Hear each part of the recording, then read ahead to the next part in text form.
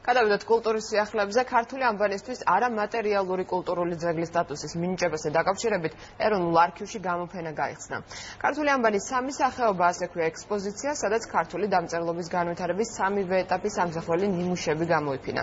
დამთვალიერებლებს უნიკალური შესაძლებლობა ეძლევათ ნახონ გიორგი ერისთავის გაყრა დავით უმანიშვილის საისტორიო კრებული, ასევე გიორგი მეორის დავით აღმაშენებლის თამარის და ლაშა გიორგის სიგელები. უნიკალური ხელნაწერები ეროვნული არქივის საგამოფენო სივრცეში 25 დეკემბრამდე დარჩება.